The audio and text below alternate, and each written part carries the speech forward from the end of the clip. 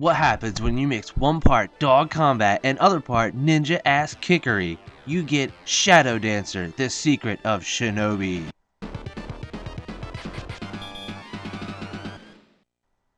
Released in 1990 for the Sega Genesis, this is a loose port of the arcade version of Shadow Dancer. This is the second game in the Shinobi series. He plays a ninja and his dog companion Yamato, or as we're going to call him throughout the review, Fifi. Now as for the ninja himself, it's hard to tell who he is really, because the different manuals for the different releases, like in Japan and then North America, depict him as two different people. The Japanese manual identifies him as Hayate, the son of Joe Musashi from the previous Shinobi games. And the North American release instruction booklet describes him as Joe Musashi himself. So it's hard to tell exactly who he is.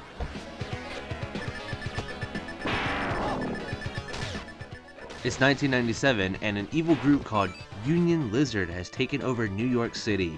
It's up to you to rescue the citizens.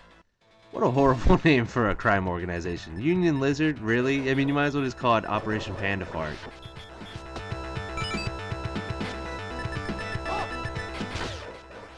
This is your typical side-scroller. You progress through the levels, beating up all the baddies and getting to a boss. There's generally 2 stages, and with the third being the boss level. There's 5 levels total in the game, so it's pretty short.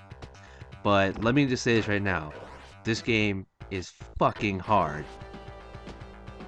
That's right, friends. It's one of these games. You get hit once and you are done. And getting hit once is really easy. There's a lot of ways you can get hit in this game. It requires a lot of memorization, so don't let me skimming through the level fool you. This took a lot of deaths in order to peruse through this like this. Like I said, it's a lot of memorization. You memorize where the enemies are, you memorize their patterns, and then it's just trial and error until you beat the level. But it is still a lot of fun, so don't let that fool you. Oh yeah, and did I mention you're gonna die? Because yeah, you're gonna die. A lot.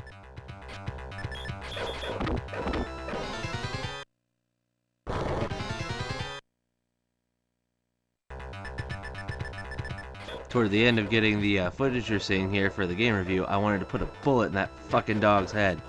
I mean, I understand it needs to bark, but Jesus Christ, does it need to bark that much? It gets kinda old after a couple hours of playing this game.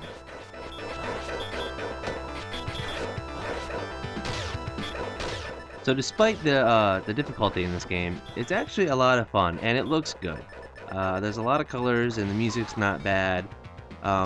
There aren't really any glitches that I came across, so it's a pretty smooth running game. I mean, despite the trial and error, you know, death thing. But for the most part, you know, it's a very playable game. It's hard, but it's playable, and it's still a lot of fun. So don't let me deter you by saying how difficult it is, because it's challenging in the fact that once you get it down, you can fly through the level, and it's a lot of fun. So, yes, Shadow Dancer! Maybe the sequel will be Fifi's Revenge, the Kibble Attacks, or something. I don't know, don't listen to me, I'm being retarded right now.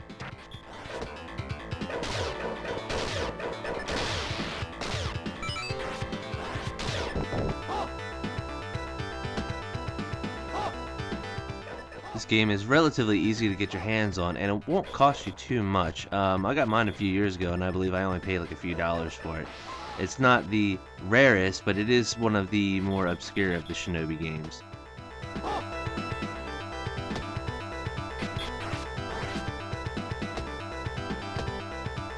I bet Tinkerbell would make a good ninja dog. Wouldn't you think? Yeah? You wanna be a ninja dog? You wanna fight crime? Yeah? She's looking at me like I'm fucking stupid.